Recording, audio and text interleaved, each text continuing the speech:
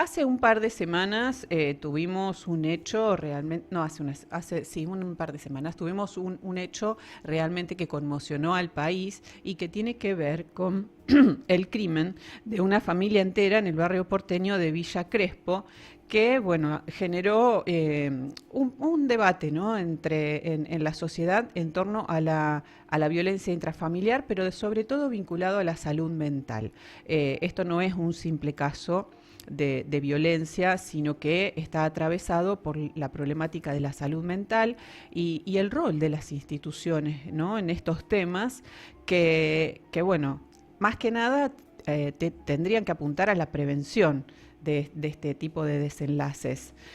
A medida que avanzó la investigación judicial, bueno, fueron surgiendo distintos interrogantes en torno a esta problemática, no solo sobre los hechos concretos, sino también qué sucede qué momento atraviesa esta persona que está con alguna problemática de salud mental, cuáles son las cuestiones que se tienen que tener en cuenta en esos momentos y en qué contexto se llevan a cabo estos hechos tan violentos que por ahí nos cuesta entender cómo, sobre todo, una madre termina con la vida de sus hijos, pero que en su psiquis hay otras cuestiones que obviamente tenemos que hablar con especialistas y para eso ya está en contacto con nosotros el doctor Mario Viñolo,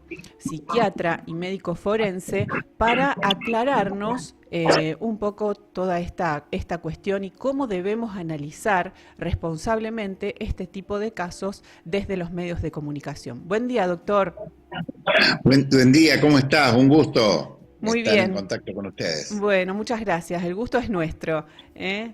Bueno, doctor, este caso realmente conmocionó al país en general en relación a bueno lo dramático del tema, una familia completa y bueno tres muertes y finalizada con el suicidio de la autora de estos hechos.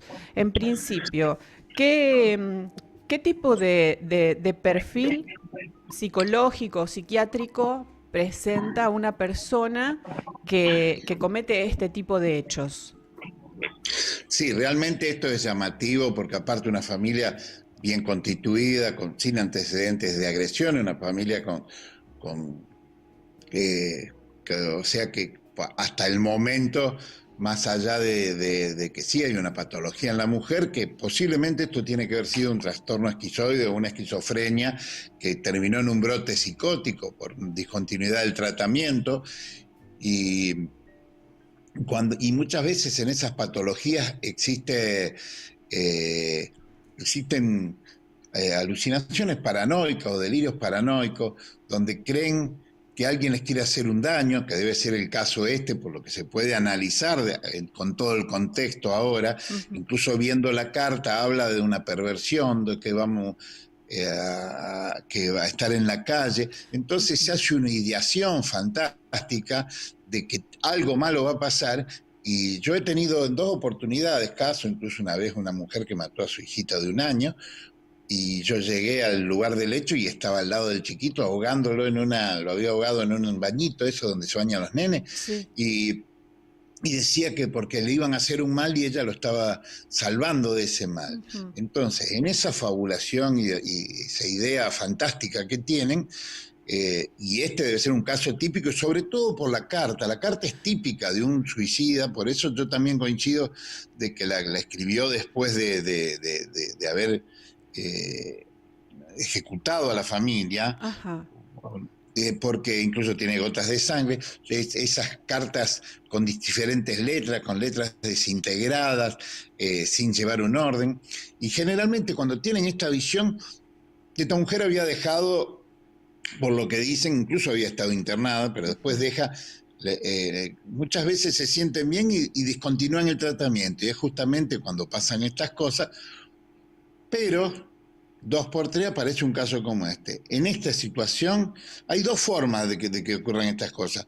cuando hemos tenido en un country en Buenos Aires una vez una madre que mató a los hijos por la separación con el padre, Ujú. como para... eh, ahí era menos puro el caso, porque se hablaba de que también era para transferirle culpa a él. En este caso, seguramente esta mujer estaba con una idea fantástica o fantasiosa de que algo les iba a pasar y mata a toda la familia para protegerla en Ujú. su delirio. Lo que sí no queda claro es si ella también se mata para escapar de ese delirio o después, cuando reacciona de lo que hizo, se mata por la culpa que siente. Ujú. Pueden existir estas dos posibilidades, que se Ah, mató al sentir la culpa o que se mató dentro del contexto de esta muerte, ¿cómo se llama? Este pacto de ella sola como para protegerse de algo peor. ajá. Es Que peor decir, que la muerte no hay nada, ¿va? Pero claro. Es decir, que en algún momento puede llegar a tomar conciencia de lo que está haciendo. Podría, dentro del dentro brote del cuadro, psicótico ¿no? no, pero a veces sí hay cuadros de brotes psicóticos que duran mucho más, otros mucho menos, pero yo creo que ella se mató como el pacto que hizo ella sola cuando terminó de matar a todos los otros. Pero vos fíjate que está más organizado. A los otros el esposo lo mata en la cama, uno de los chicos aparentemente lo corre, al otro también lo mata en la cama. Y ella intenta matarse en un lugar y después termina en el baño porque no podía. Y sí, ya ahí hay una organización en su muerte que se apuñala justamente en el pecho. A los otros los apuñala en la espalda, en el pecho, en todos lados. Lo de ella es más organizado. Por eso puede ser que haya llegado a tener una toma de conciencia. Ujú. Yo tuve 3 casos similares, Sí. no tan grandes como este, pero en los otros, la no podemos decir la victimaria, pero sí es la victimaria, en fin, Ujú. se mata, o no se mata, o se mata cuando toma conciencia de lo que hizo. Ujú. ¿Existen algunos indicadores previos que puedan determinar que este tipo de desenlaces? ¿Hay algún indicador previamente que se puedan tener en cuenta en estos casos? Obviamente acá había un antecedente de que ella estaba en tratamiento, pero cuando puede ser que no haya estado en tratamiento y que de repente aparezca alguna situación extraña en el comportamiento de una persona que pueda indicar que va camino hacia este tipo de problema psiquiátrico. Sí, generalmente hay auras. Además, esta familia, sobre todo el padre, que tengo entendido que con la hermana de ella se comunicaban, la otra, cuando anteriormente, hace unos meses, tuvo una situación similar, y ella estaba también con una ideación fantástica de que iba a perder el trabajo de 30 años porque la iban a echar. Entonces, después se ve que refuerzan la medicación, le pasa y comentan, que por lo que he visto, que le habla a la hermana diciéndole que estaba volviendo de nuevo. Sí, hay detalles. Lo que pasa, hay como auras, hay indicadores. Lo que pasa que a veces se naturalizan, porque esas cosas ocurrieron antes y no llegaron a mayores, entonces termina uno naturalizándolo, es como la otra vez, tratan de ayudar, pero nunca van a sospechar de que se va a terminar de una forma así. Pero siempre hay indicadores en la conducta de estas personas. ¿Qué pasa en el entorno familiar cuando hay un diagnóstico de estas características? ¿Cómo puede abordar la familia y el entorno más cercano de esta persona? Porque en muchos casos, bueno, como en este también aparentemente ocurrió, según la información que manejamos, la persona afectada decide dejar el tratamiento o dice que ya está bien. ¿Cómo abordar de eso? Porque hay muchos casos en que la propia persona que está padeciendo este tipo de enfermedad decide no avanzar con la medicación, como sería este caso, ¿no? Pero hay muchos casos en que, bueno, deja la medicación y que es responsabilidad de la familia que esa persona continúe, controlar con la medicación. ¿Qué pasa cuando la persona se niega a aceptar el tratamiento, a dejar los medicamentos? medicamentos? ¿Cómo se puede, digamos, cómo puede actuar el entorno, la familia, que es lo más cercano, para manejar un caso de estas características? Porque es bastante difícil, entiendo, ¿no? Que obligar a la persona a que tome la medicación, por ejemplo. ¿Cómo se puede abordar esa problemática? Sí, el problema es que generalmente estas personas no tienen conciencia de su enfermedad. Claro, Y entonces, en determinado momento, ellos se sienten que están bien o toman la medicación. Y de repente, el problema, el más grave, sobre todo en las esquizofrenias, que puede llegar a ser esto, ¿qué pasa? Estas personas toman una medicación. Cuando se sienten bien, dice estoy bien. No, justamente están bien porque toman la claro. medicación. Y ahí la descontinúan. Cuando son gente medianamente ordenada, con, un, con una vida aparentemente normal, la familia muchas veces se desentiende, cree que la está tomando. Cuando hay que internarlos, porque ven la gravedad de la familia, bueno, las internaciones no pueden ser compulsivas. Vos sabés que la ley de salud Sí, mental que tenemos sí. va en contra de la salud mental en muchos aspectos. Y entonces estas personas, a lo mejor con una internación, podrían salir de ese brote. De lo que sí, bueno, desentendamos a los hijos que pueden ver a la madre y decir, esta está rayada, eh, el padre por ahí no está todo el día en casa, todo eso, pero indicadores hay. Lo que pasa es que dentro de esos indicadores uno puede naturalizarlos si esto ya ocurrió otras veces, pero nunca pensando en un resultado final como este. Ujú. Porque las dos maneras de llegar a esto, lo más común es lo que te estoy diciendo. Y otra situación donde una persona mata así a personas sin sentido son los trastornos mentales transitorios, que son trastornos mentales en personas sanas que de repente se salen tienen una nubilación y por una idea fantástica también matan a todos, pero terminan de matarlos y se quedan sentados ahí, que después suponen que lo mataron, pero no se acuerdan de nada. No, no, acá hay una elaboración donde va matando a todos y después escribe la carta. ¿Mm? Eh, esto yo creo que fue una naturalización. Como era una familia eh, que funcionaba medianamente bien, sin problemas, habrán pensado, como, con el perdón de la palabra, hoy está maloca, este está malo, como decimos en casa a veces Sí. cuando hay alguien así, pero nadie pensando en una cosa así, sino... y a veces, justamente, los brotes estos, cuando están con un estado, surgen de un desencadenante que en este caso debe ser la ideación paranoica de ella, que algo les iba a pasar, porque uno leyendo la carta y viendo cómo hizo, es muy posible que lo haya hecho pensando en que los estaba protegiendo de algo. Ujú. Sí, doctor, desde la psiquiatría, porque bueno, ahora esta mujer se quitó la vida también, pero podría haber Sí. sido que no se haya quitado la vida, que haya matado a toda su familia y que ella no se haya quitado, hubiese quedado viva. Hay varios escenarios en este caso que podrían haber sido el desenlace. Si hubiese quedado viva, todo el mundo la hubiese lapidado sin ningún tipo de miramiento, ¿no? Pero en este caso, eh, bueno, si hubiese quedado viva, también se podría haber presentado el escenario de que haya sido inimputable, sin, Sin sin lugar a duda. dudas. En este caso, bueno, hoy es una víctima más. Sí. No fuera, estaría dividida, si ella hubiera quedado viva, estaría dividida la sociedad en asesina, esa hija de esto, mató a toda su familia. Pues la gente a veces no llega a poder aceptar esto. Nosotros como profesionales nos cuesta aceptarlo, la gente común más. Sí.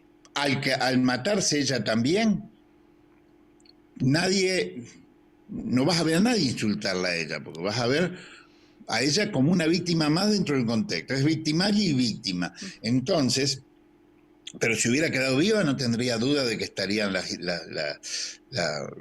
los juicios de la gente. Vos sabés que ahora, más allá de los juicios de la justicia, están los juicios de la opinión pública, de la Ujú. prensa, que muchas veces, desgraciadamente, son condicionantes Sí. para la justicia. Yo veo más de una vez y yo a veces digo, un juez prejuicioso o un juez presionado es mucho más peligroso que uno corrupto. El corrupto sabe que te tenés que cuidar, del otro no, porque lo subestimás. Claro. Y hoy pasa mucho eso. Sí. Pero sí, como vos bien decís, si hubiera quedado viva, yo te firmaría un 99% de que sería inimputable esta mujer. ¿Cómo se determina la inimputabilidad en un paciente de estas características? ¿Cuáles son los puntos centrales a analizar en este tipo de casos, en general, ¿no? Para declarar inimputable a una persona. Por empezar, una persona que, si ella tuviera después una elaboración o una justificación, o empieza a mentir tratando de no responsabilizarse de lo que pasó, eso sí es sospechoso. Generalmente cuando son inimputables, o tienen, no fingen, o tienen un borramiento de lo que pasó, o lo reconocen y lo dicen. Dicen, sí, iba a pasar tal cosa y yo los protegí, yo los defendí. No, es muy, por más que parezca más difícil, es más fácil descubrir la inimputabilidad en una cosa de esta que una simulación.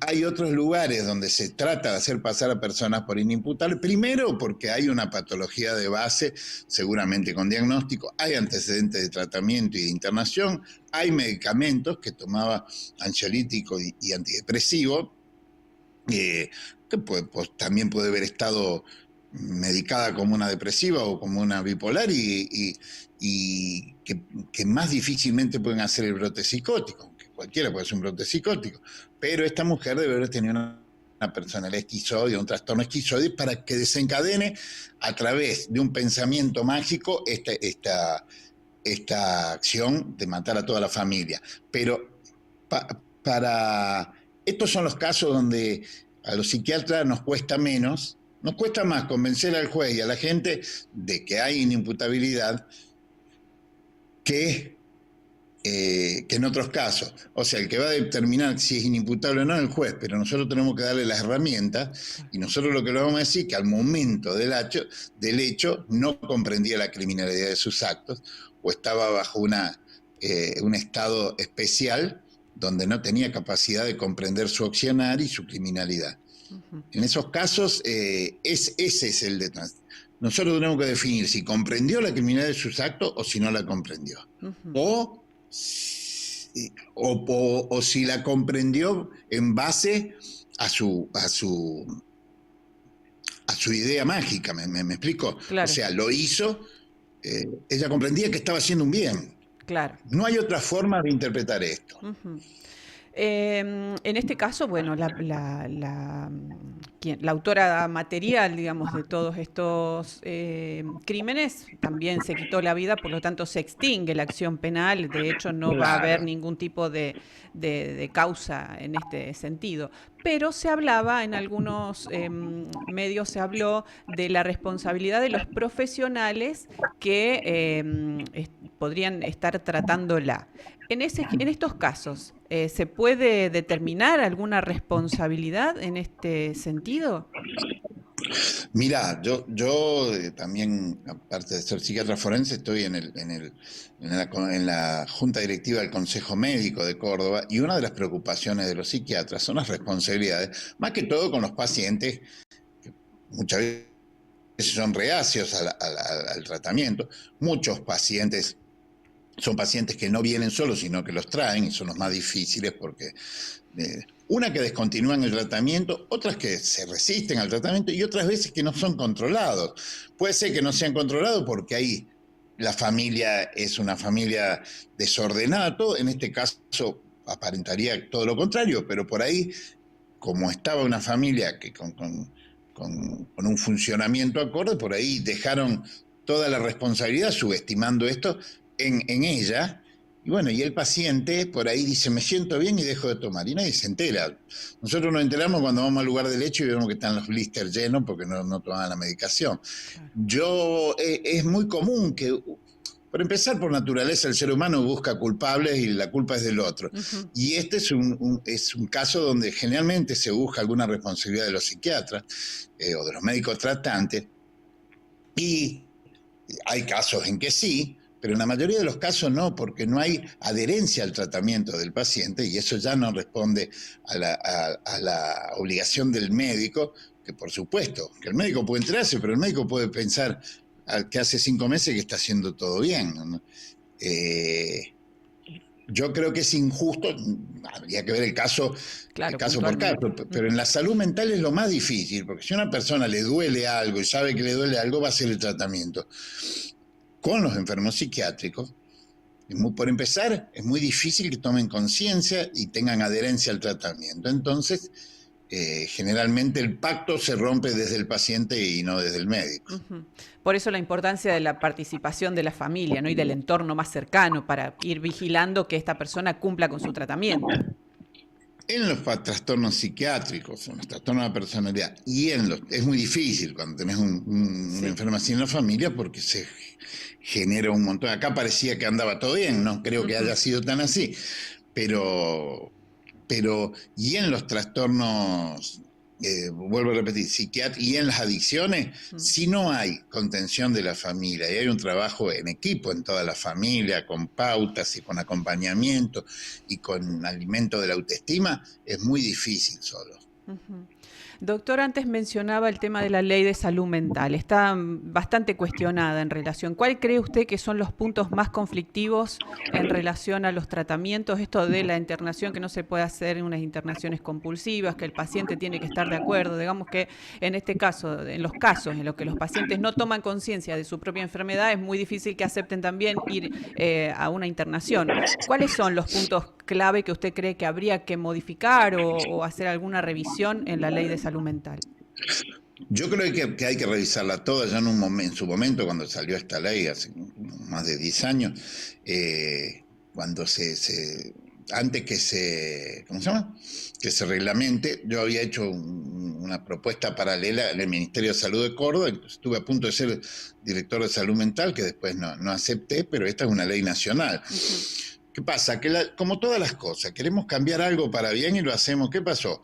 Veían que en los psiquiátricos grandes, digamos el Hospital de Oliva acá, Olivero ustedes, sin estigmatizar, pero de todos estos psiquiátricos grandes, había gente que hacía 40 años que estaba ahí. Sí. Ahora, estaba 40 años ahí, y no porque un médico quiera tener, también porque había gente que la ponía ahí y la familia no la iba a ver nunca más, eran personas totalmente desprotegidas. Empezaron a recorrer psiquiátricos, vieron eso, mirá cómo empezaron a dar de alta a gente, que está bien. Yo creo que cuando hay necesidad de internar, hay que internar y sí hacer controles periódicos, cada semana, cada 15 días, cuando son pacientes graves de esos que estuvieron internados tanto tiempo, una vez al mes con juntas médicas para ver cuándo pueden ser externados y no que queden ahí de por vida. Pero no cuando alguien necesita una internación. No puede ser que la mayoría de las internaciones se judicialicen inventando una amenaza, inventando algo, porque la justicia tampoco puede idear, mira, este paciente está brotado, no, internalo. Entonces, inventan algo. También he tenido casos yo fundé con donaciones, siendo director de un hospital, hice un psiquiátrico con la ayuda de la gente acá, que es un psiquiátrico de 30 camas, pero muy, muy completo, con piezas de 2 personas, con actividades, todo. Pero ¿qué pasaba? Y al lado del servicio de clínica médica del hospital, donde podías estabilizar a un paciente clínicamente y pasarlo. Pero después, me ha pasado de gente que venía desesperada, que intérnemelo, y después te venían a denunciar porque la internabas sin el consentimiento. Entonces, ese es uno de los problemas más graves de la ley, y hay un montón más, de que no se pueda.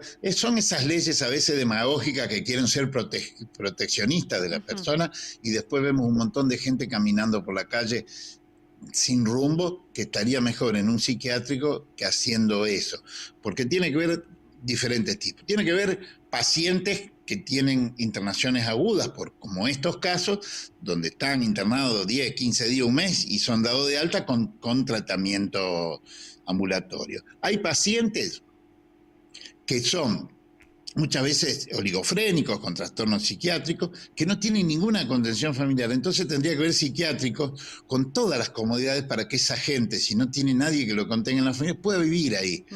Y después tiene que haber instituciones para las adicciones, que son hoy por hoy más de la mitad de los problemas de salud mental, que todos, hay que tratarlo, hay que despenalizar. Cuando vos querés internar a un adicto, no hay lugares, sobre todo en la parte pública, y en la parte privada son carísimos. Entonces, cuando uno quiere poner una ley que en otros países sí funcionó en Italia, funcionó en San Marino, pero claro, a mí me decís, funcionó en Finlandia, que tienen todos los mecanismos y todo el aporte necesario, pero acá, ¿qué hacen? No, ponemos esto, protegemos a la gente para que no lo internen al cohete y lo dejamos como locos caminando en la calle a la buena de Dios. Eso es una contrariedad en sí misma, una contradicción en sí misma, porque en vez de protegerlo, los estamos desprotegiendo. Otra es que a los pacientes que puedan andar bien en forma ambulatoria, que el Estado le brinde la medicación, porque muchas veces hoy hay medicamentos muy, muy buenos, la clozapina, la olanzapina, la mirtazapina, todas para la esquizofrenia. Hay gente que puede hacer una vida bastante normal, pero claro, tiene que tener accesibilidad a esos medicamentos que son caros, por eso yo cuando era director del hospital le decía, hay que tener siempre medicación, porque si no se la damos, este tipo termina internado o brotado. Claro. Y entonces tiene que haber accesibilidad a eso y que el paciente que tiene que estar internado lo esté. Y el paciente, porque el paciente si dice, no, yo no quiero estar internado, salvo que haya cometido un delito o algo, tienen muchas veces no se animan a internarlo por miedo a los problemas legales los propios psiquiatras. Claro. Y no es así, tiene que haber una accesibilidad, sí un control continuo también. Y cuando se hacen internaciones judiciales, ¿qué pasa? Yo he intervenido en muchas internaciones judiciales donde los forenses firmamos para que se interne y después muchas veces por una cosa o por la otra nunca nos piden para ir a externarlo. Entonces yo digo, todas las internaciones judiciales deberían ser hechas por médicos del sistema judicial y médicos del sistema de salud mental. Cosa que haya un compromiso mutuo y no que uno se lo quiera internar al otro y que el otro se lo quiera sacar de encima. Que sean consensuadas las internaciones y las externaciones. Esas son muchas de las fallas que tiene esta ley. Lo mismo, en pacientes que pueden ser externados, la ley contempla las casas de medio camino, los hospitales de día, que no están, en raras excepciones están dadas esas oportunidades para que los pacientes puedan ser externados para después volver a su vida normal. No, acá te internan inventando algo porque que se flexibilizó un poco, pero te internan inventando un delito para que pueda ser judicializado y después te externan y no tenés dónde ir. No, para hacer cumplir una ley medianamente así tenés que tener las herramientas. Todas esas leyes que se hacen sin las herramientas terminan fracasando.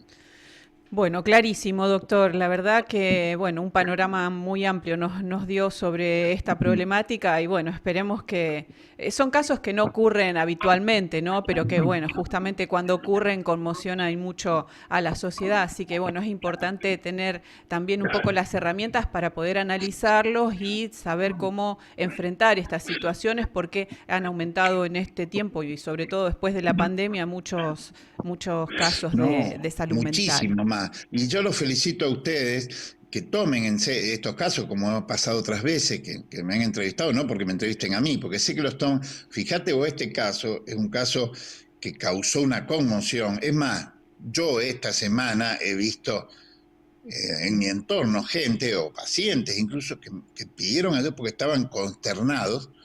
Que ¿cómo pudo pasar esto? Explícame. Y pacientes que se descompensaron en base a esto. Claro. Y agradezcamos al país que tenemos, donde todos los días hay una noticia más triste y más mala, más triste que esta ninguna, pero más espeluznante y que la prensa las toma, porque este caso, que en condiciones comunes, no vamos a decir normales, estaría tratándose 15 días, en 3 días. Yo el otro día cuando me dijiste que no pudimos hacer la nota, que no podíamos conectarnos, me dijiste, bueno, el sábado la hacemos. Yo después esta semana pensaba, digo, pobre, el sábado ya nadie más se acuerda de esto, No, porque pasaron tantas cosas. En este sí, país pasa lo que pasa en el mundo en 10 años, acá pasa en 10 horas. sí. Y qué bueno que lo retomes, porque hay mucha preocupación en la gente común al ver estos casos. Creen que les puede pasar a cualquier familia. Sí. Siempre se Y ve si como las algo cosas se hacen lejano. bien, no, pero Siempre se ve como algo lejano, ¿no? Que le puede pasar a siempre se otro. ve como algo lejano y nos puede pasar a cualquiera de nosotros. Esperemos Bueno, que nunca. claro. Pero son situaciones donde siquiera podés culpar y enojarte con el malo acá, que no es, el malo no es malo, sino que no es una víctima más. Porque si no, si alguien mata a otro, mirá eso, hay que matarlo. Sí. En este caso, vos tenés que poner a todos en el mismo canasto, a la víctima y al victimario, que es una víctima más, Ujú, y ojalá no pase nunca, pero vos ves que cada tanto pasan casos ujú. de esto, nos asustamos todos, pero yo lo que le recomiendo a la gente, que cuando ven, es más, yo he investigado mucho sobre suicidio desde hace 30 años, y el suicidio digo siempre que es una acción que se conjuga en verbo en tiempo pasado. Uy, yo lo veía que estaba mal, a mí me parecía que estaba triste. Si dijéramos, che, Juancito, lo veo triste, está mal. Generalmente el que se suicida no es alguien que quiera morir, sino uno que tiene temor de vivir por algo que no puede resolver. Muchas veces, si en el entorno prestamos atención y le decimos, che, ¿qué te pasa, Pepito? ¿Qué te pasa, Juancito? Y por ahí ese problema le estamos abriendo la puerta para ayudarlo porque es algo que lo está ahogando y por ahí es una soncera. Pero bueno, va dentro de este mundo y vorágine en donde vivimos. Y así como en el suicidio, en estos casos. Por ahí vemos cambios de actitud, decimos, esta se está rayando de nuevo, pero un día, por algún detonante X, que a lo mejor es una soncera, termina ocurriendo algo así. Bueno, doctor, clarísimo, la verdad, ¿eh? Y un placer siempre hablar con usted porque nos aclara el panorama en estos temas que son tan complejos para nosotros que, bueno, por ahí lo vemos de un poco de lejos, ¿no? Pero también tomando conciencia de que puede ocurrir en el entorno cercano. Muchísimas gracias por esta No, comunicación. gracias a ustedes, buen fin de semana y buena semana, y bueno, y gracias por confiar así. Bueno, muchas gracias, nos Hasta vemos. luego. Adiós. Bueno, pasaba el doctor Mario Viñolo, médico y psiquiatra forense, abordando esta temática, esta problemática que hay que tomar conciencia y ver las señales, ¿no? Que siempre están, hay que prestarles atención.